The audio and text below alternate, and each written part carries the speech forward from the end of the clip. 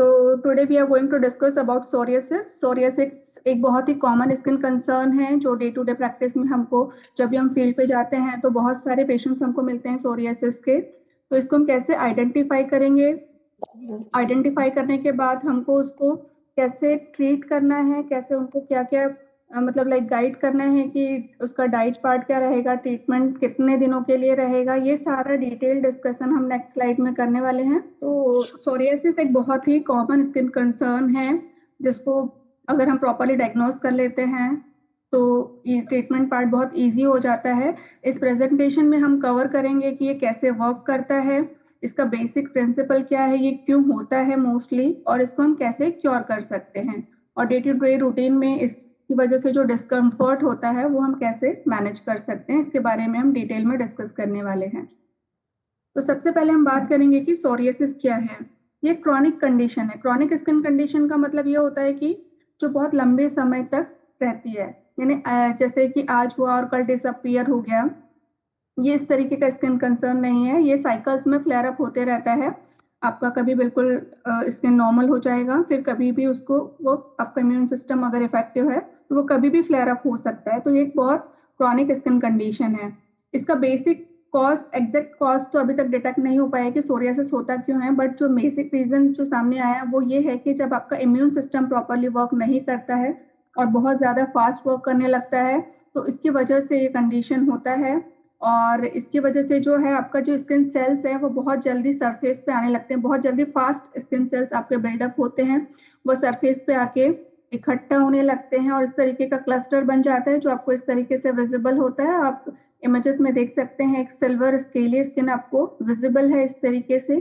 तो जो सोरियासिस है उसका जो क्लिनिकल प्रेजेंटेशन होता है वो इस तरीके से होता है, और इसका मेन जो है जो हम पता होना चाहिए कि कंटेजियस नहीं है। कंटेजियस का मतलब क्या होता है कि जो टच से स्प्रेड हो, जब जैसे किसी को सोरियासिस है और हमने उसको एक्सीडेंटली टच किया, जैसे अगर उसके हैंड में है या लेग्स में है, वो एक्सीडेंटली हमारे कांटेक्ट में आता है और हमने उसको टच किया, तो ये इस तरीके से नहीं फैलता है, कांटेक्ट से ये नहीं फैलता है। ये इम्यून सिस्टम जब आपका डिफेक्टिव है उस वजह से ये फैलता है।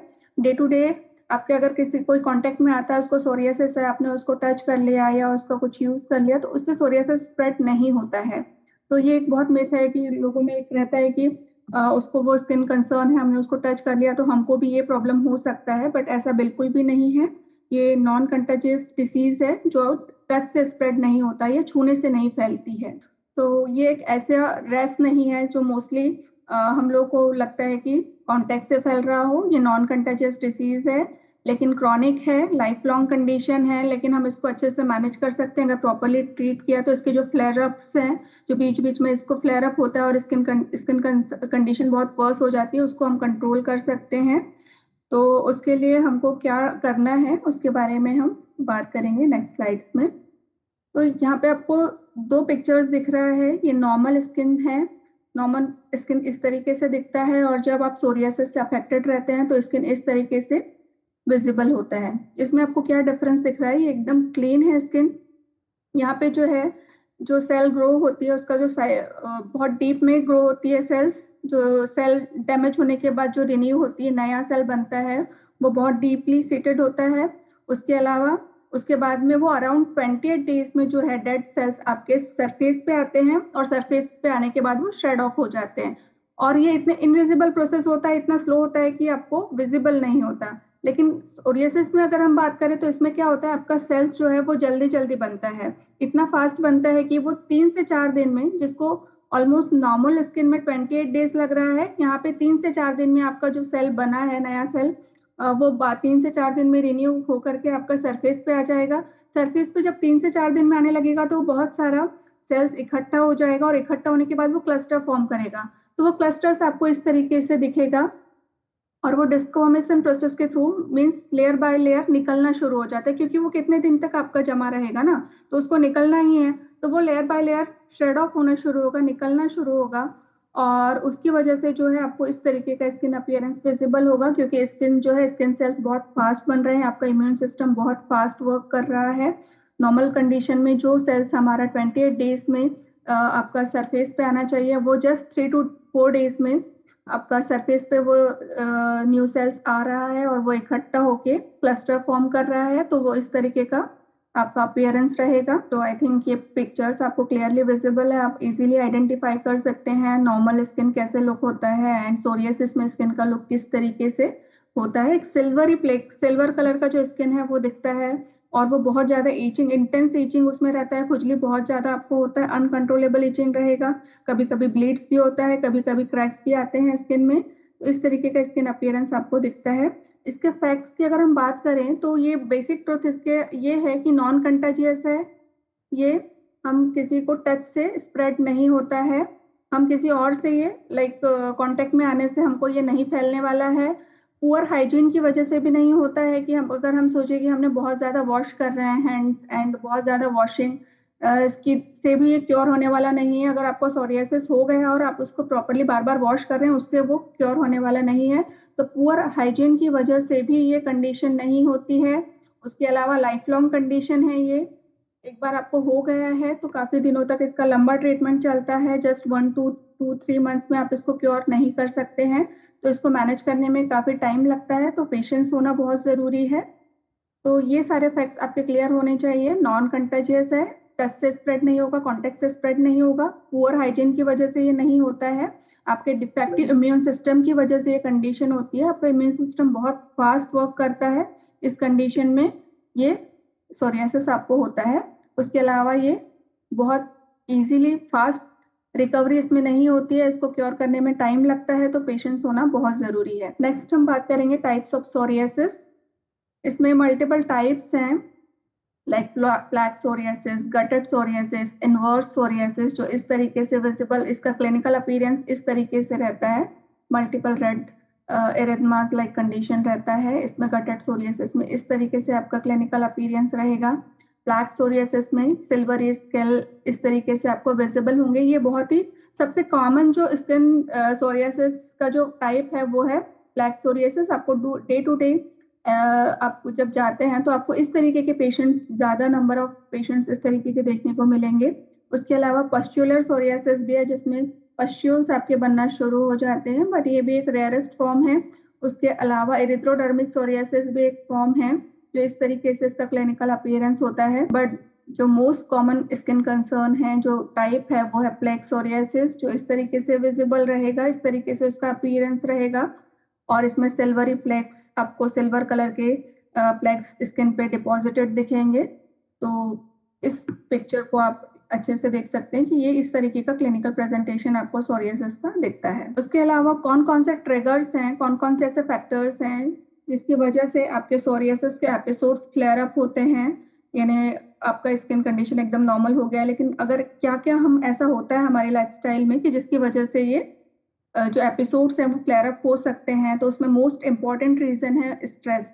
अगर आपका बहुत ज़्यादा मेंटल स्ट्रेस बहुत ज़्यादा है, मानसिक तनाव आपका बहुत ज़्यादा है, आपका स्लीप पैटर्न बहुत डिस्टर्ब है, आपको नींद प्रॉपर नहीं आती, तो ये भी आपके सोरियासिस के एपिसोड्स को फ्लेयर अप कर सकते हैं। ये सबसे कॉमन फैक्टर है जो सोरियासिस को ट्रिगर करता है। उसके अलावा इंजरीज अगर आपका हुआ है, कहीं कट हो गया है, छिल गया है, आपको रैसेस, आपको फ्रिक्शन की वजह से अब्रेजन्स हो गए हैं, तो उसकी वजह से भी आपके जो है सोरियासिस के एपिसोड्स फ्लेयर अप हो सकते हैं। उसके अलावा इन्फेक्शंस लाइक स्ट्रेप थ्रोट में अगर इन्फेक्शन हो गया, स्ट्रेप्टोकोकल बैक्टीरिया की वजह से अगर इन्फेक्शन आपका थ्रोट इन्फेक्शन है, तो उसकी वजह से भी आपके जो है सोरियासिस के एपिसोड्स फ्लेयर अप हो सकते हैं। उसके अलावा अगर हम बात करें वेदर्स की, बात करें तो कोल्ड ड्राई एयर्स की वजह से भी सोरियासिस के एपिसोड्स फ्लेयर अप हो सकते हैं।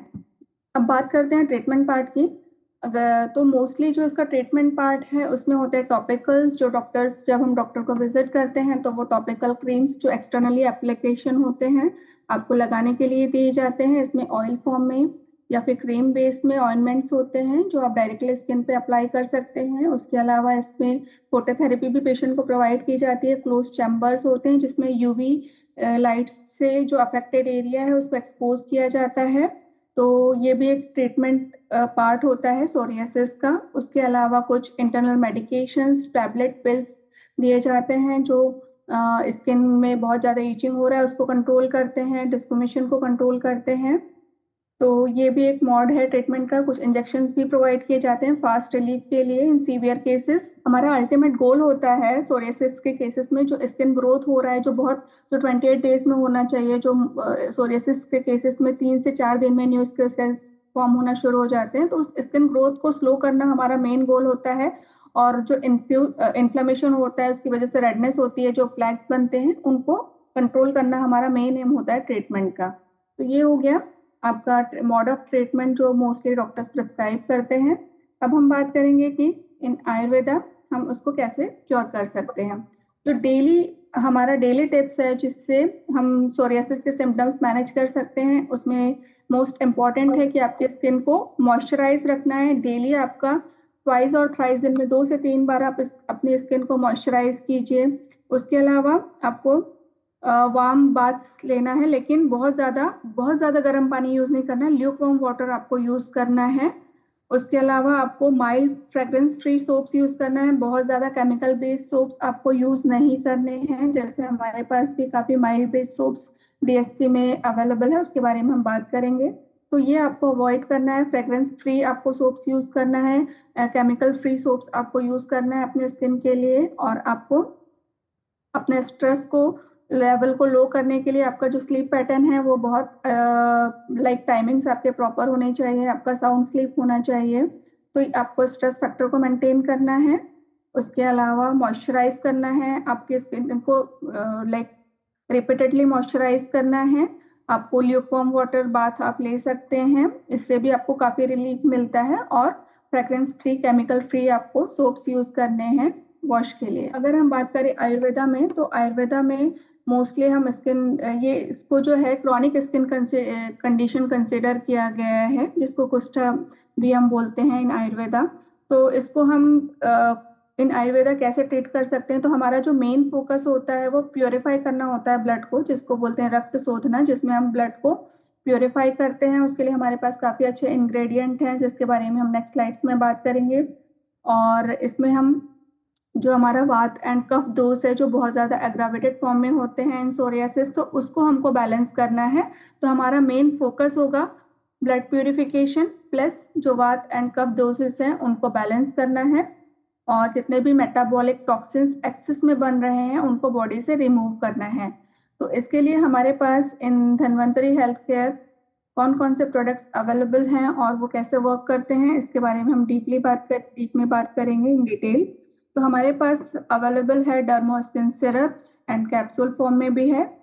एंड उसके अलावा सोराडी ऑयल है एक्सटर्नल एप्लीकेशन के लिए, सोराडेक्स कैप्सूल्स हैं एंड नीम टैबलेट्स हैं, जिनको अगर हम प्रॉपर रेगुलरली यूज़ करते हैं और कैसे यूज़ करना है तो इसके बारे में हम बात करेंगे। हमारा डर्मोस्किन सिरप जो है वो कैसे काम करता है, तो एक आइडियल ब्लड प्यूरिफायर है। इसको आपको 2 table spoon in morning, 2 table spoon in evening regularly लेना है। एम्प्टी स्टमक लेना है, इन्हें खाली पेट आपको सुबह में लेना है 2 चम्मच। और उसके बाद में यानी आपका जो दोपहर का लंच रहता है उसके पहले आपको 2 टेबल स्पून लेना है।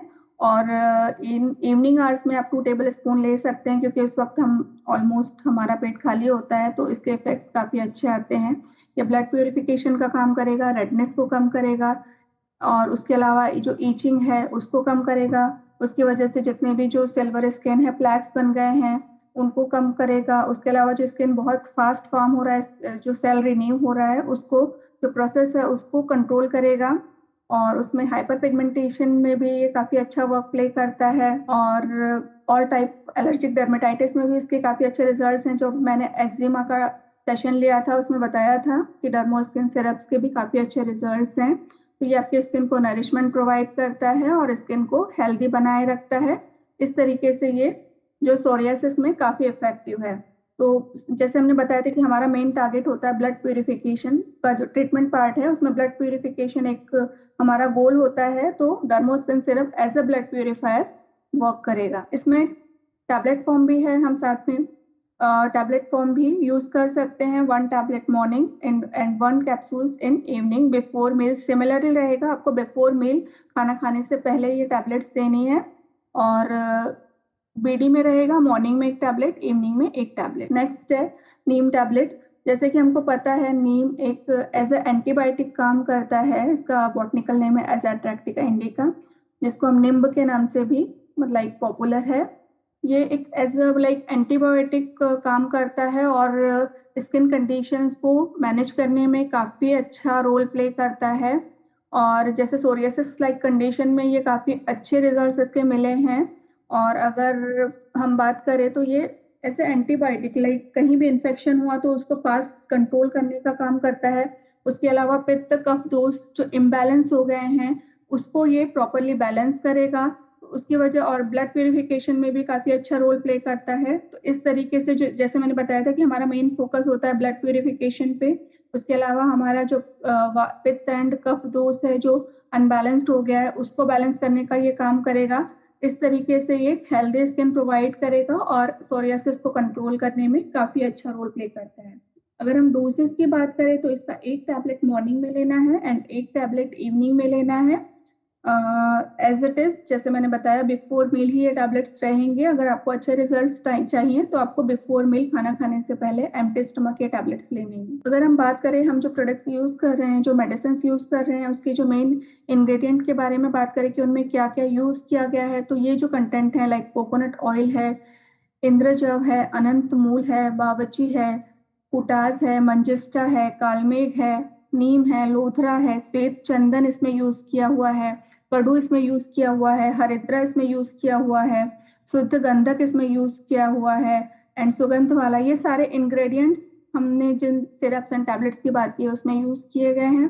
तो इनके पर्सनली अगर हम डिटेल में बात करें तो ये पर्टिकुलर इंग्रेडिएंट कैसे काम करते हैं और कैसे सोरियासिस की कंडीशन को कंट्रोल करने में हेल्प करते हैं उसके बारे में हम नेक्स्ट स्लाइड्स में देखेंगे। कोकोनट ऑयल क्या रोल प्ले करता है, सबसे अगर हम बात करें तो एंशियंट टाइम से जो है ये एज अ मॉइस्चराइजर, पहले तो मार्केट में कोई मॉइस्चराइजर अवेलेबल नहीं थे तो ओल्ड टाइम्स में इसको एज अ मॉइस्चराइजर यूज किया जाता था। अभी भी ऐसा कोई मॉइस्चराइजर नहीं है जो कोकोनट ऑयल को बीट कर सके।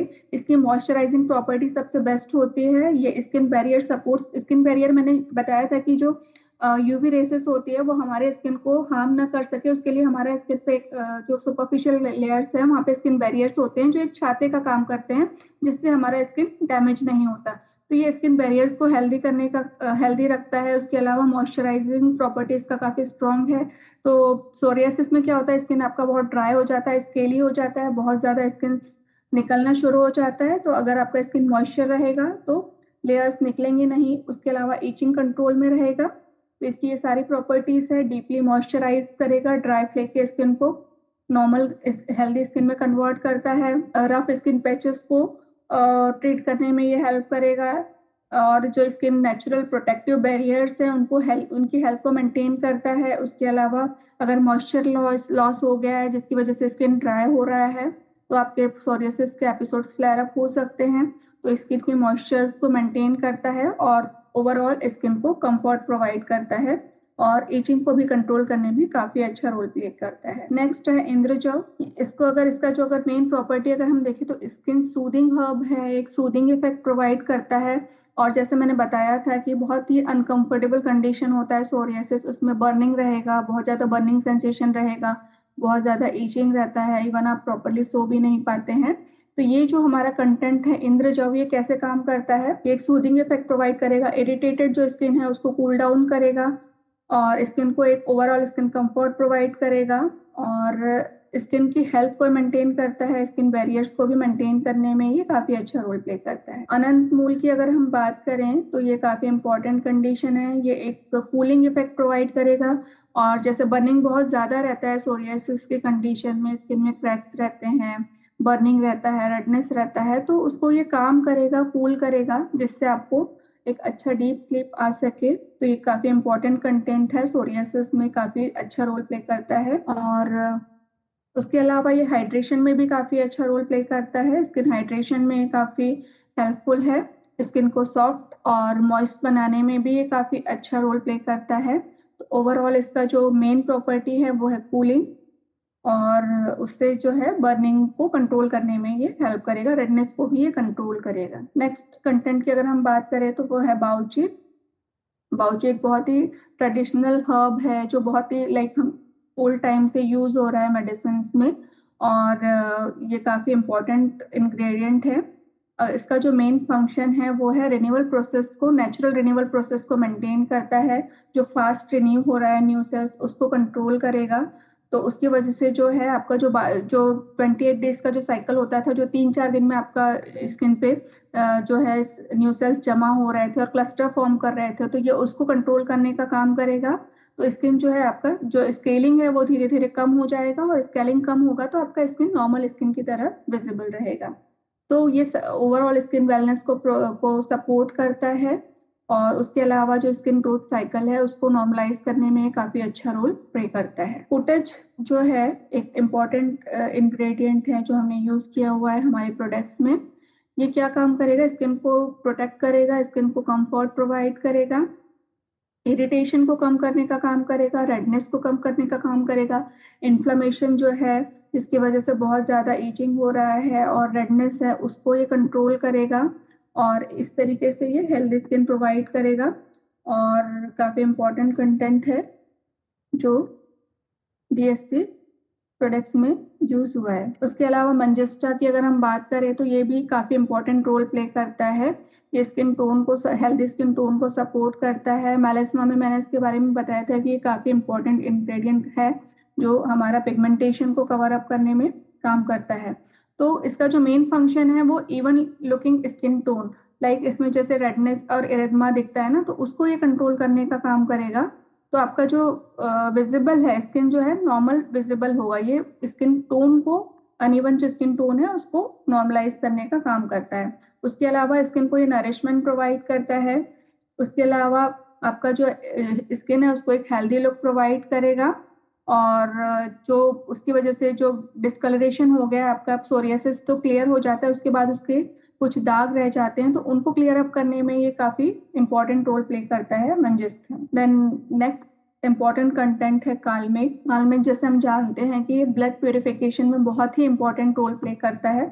और हमारा जो प्राइम फोकस है सोरियासिस में ट्रीटमेंट पार्ट में वो है ब्लड प्यूरिफिकेशन का। तो कालमेग जो है ब्लड प्यूरिफिकेशन में हेल्प करेगा, जिससे जो रिपीटेडली फ्लेयर अप हो रहे हैं आपके सोरियासिस के एपिसोड्स वो कंट्रोल रहेंगे। रिपीटेड फ्लेयर अप को कंट्रोल करेगा। उसके अलावा ये सूदिंग इफेक्ट प्रोवाइड करेगा, स्किन को एक कंफर्ट प्रोवाइड करेगा, बर्निंग को, रेडनेस को कम करेगा। इस तरीके से ब्लड प्यूरिफिकेशन में ये हेल्प करता है और काफी अच्छा रोल प्ले करता है सोरियासिस को क्योर करने में। नेक्स्ट है नीम टेबलेट।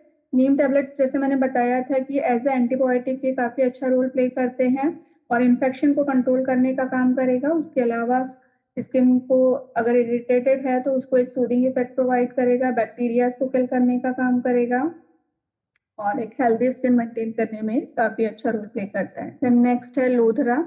ये स्किन को फर्मनेस प्रोवाइड करेगा, टेक्सचर को इम्प्रूव करने में हेल्प करता है। तो जो आपका सोरियासिस की वजह से स्किन रफ हो गया है, प्लेक्स, बहुत सारे क्लस्टर्स जमा हो गए हैं, उनको क्लियर अप करने में काम करेगा। अनइवन स्किन टेक्सचर्स को नॉर्मलाइज करने में हेल्प करेगा, स्किन को फॉर्म करेगा, जो लूज हो गया स्किन उसको फॉर्मनेस प्रोवाइड करेगा, रेजिलियंस प्रोवाइड करेगा।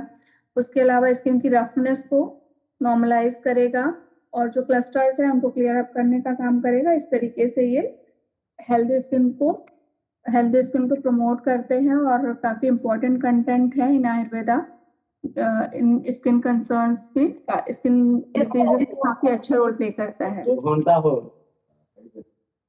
नेक्स्ट है श्वेत चंदन। श्वेत चंदन जैसे नाम से ही पता चल रहा है कि इसमें कूलिंग प्रॉपर्टीज होती हैं और ये इन्फ्लेमेशन को कंट्रोल करने का काम करेगा। मैडम आपका वॉइस आ रहा है, थोड़ा सा म्यूट कर लीजिए आप अपना माइक। इसका जो मेन फंक्शन है वो है कूलिंग, रेडनेस को कंट्रोल करने का काम करेगा, इन्फ्लेमेशन को कंट्रोल करने का काम करेगा एंड सेंसिटिव स्किन को में काफी अच्छा रोल प्ले करता है। तो ये एक हेल्दी स्किन प्रोवाइड करेगा, हेल्दी लुकिंग कॉम्प्लेक्शन प्रोवाइड करेगा और जितनी भी बर्निंग है, रेडनेस है, इन्फ्लेमेशन है उसको कम करने का काम करता है हमारा श्वेत चंदन। नेक्स्ट है कड़ू। कड़ू एक इम्पॉर्टेंट रोल प्ले करता है, ये स्किन डिटॉक्सिफिकेशन का काम करेगा। उसके अलावा क्लेंजिंग प्रोसेस में ये काफी अच्छा रोल प्ले करता है, एक फ्रेश क्लियर स्किन अपीयरेंस आपको प्रोवाइड करता है। स्किन रिन्यूअल जो प्रोसेस है जो डिस्टर्ब हो गया है उसको रेगुलराइज करने में काफी इंपॉर्टेंट रोल प्ले करता है। उसके अलावा हमारी ओवरऑल स्किन की वेलनेस को मेंटेन करने के लिए काफी इंपॉर्टेंट रोल प्ले करता है। और एक हेल्दी स्किन को सपोर्ट करने में, स्किन बैरियर्स को हेल्थ को मेंटेन करने में ये काफी अच्छा रोल प्ले करता है।